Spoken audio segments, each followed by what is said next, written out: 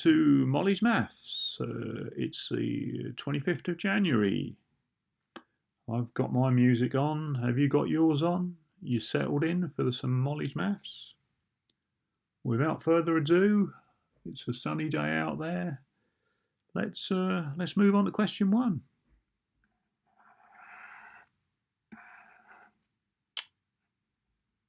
Right, so we got question one. We've got, it's Max earns £220 per week. He is given an increase of 10%. What is his new salary? Sounds like Max is doing quite well on his job. He must be enjoying it. So he earns £220 per week. So if we look at that, so if we say 100%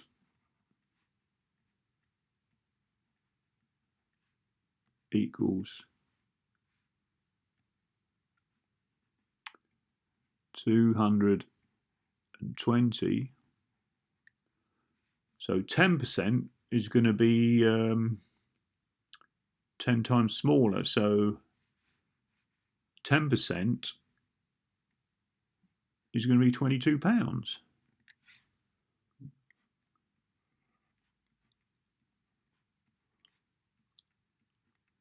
So all we have to do to get 110%, because that's his increase, 110%, we add those two values together. So it's going to be 2 plus 2 is 4, and 2. So his salary, new salary, will be £242. We need to put the pounds in to make sure that we get the extra point in an exam, because that's the unit we're talking about in this question.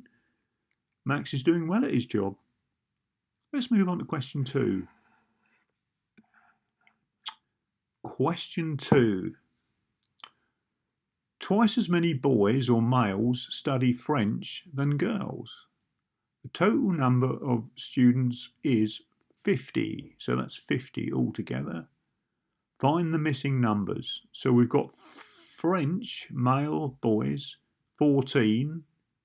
And we know that twice as many boys study French as girls. So the missing number there is going to be half 14, which is 7. Right, so we've got one box missing. We know we've got 50 students altogether. We need to find out how many males or boys study German. So if we take all the other numbers away from 50, that will give us the answer. So let's do that then. Let's add them up. 14, so we've got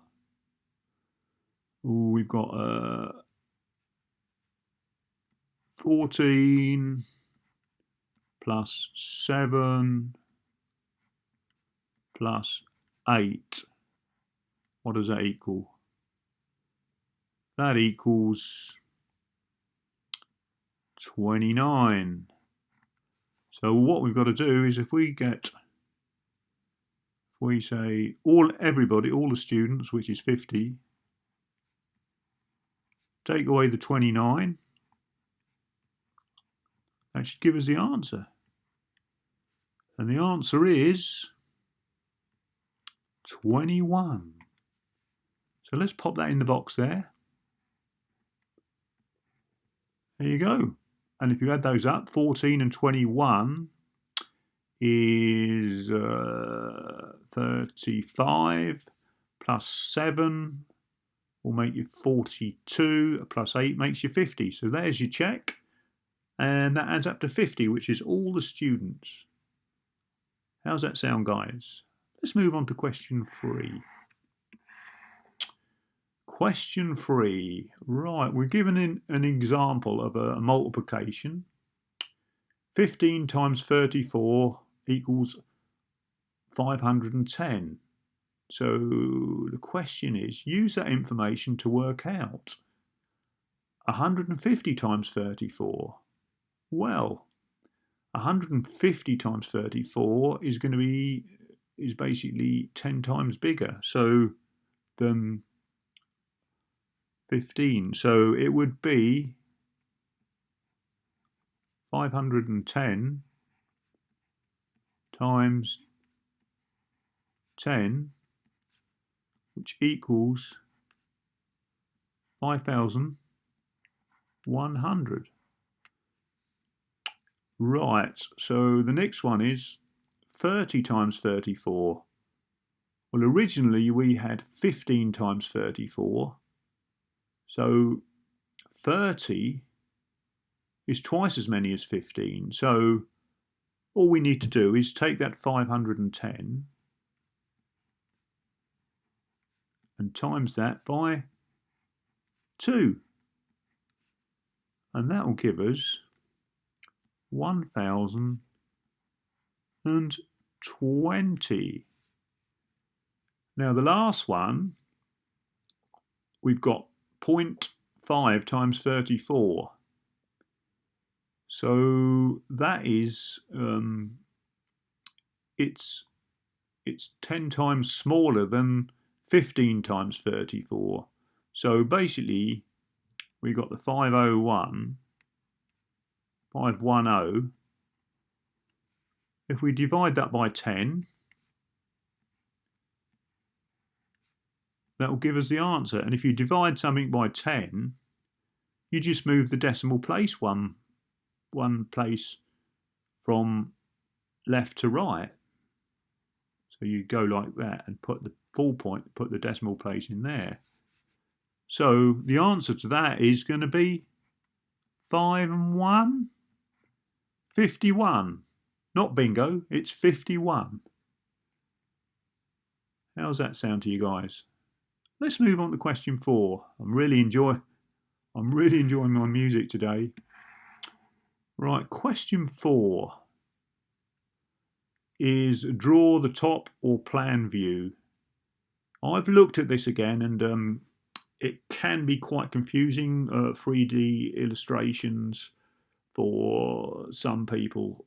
So I've actually drawn them in for you. So in the middle here, we've got a cube which represents a 3D object that we're looking at, the real life object. So this is a 3D shape. Now, if we viewed it from the top, directly looking down, it'd be a 2D shape, and we would see 6 squares, which is shown at the top here. If we viewed this 3D object from the side view, we would get 6 squares, but they would look rotated slightly different 180 degrees.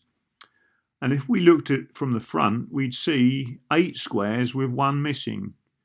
It's something to maybe have a look at and see if you can visualize that.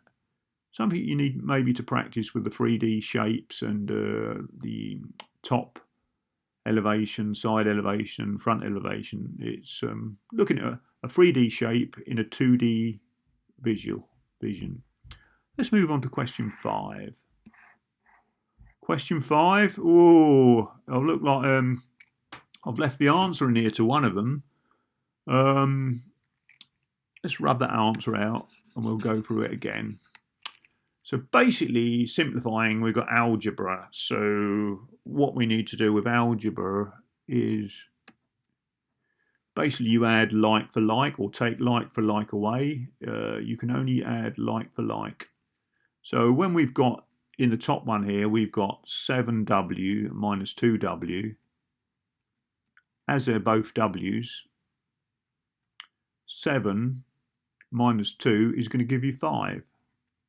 So it's as simple as that. You just put 5w and that's your answer. The second one, we've got h's and k's. So again, let's take the h's, and we've got 2 sets of those. We've got a 7h and a h. So this, if we do this, we go 7h plus h equals 8h. And the k's, we've got, let's put those together as well. We've got 5k minus 3k. What does that equal? 5 minus 3 is 2. 2k.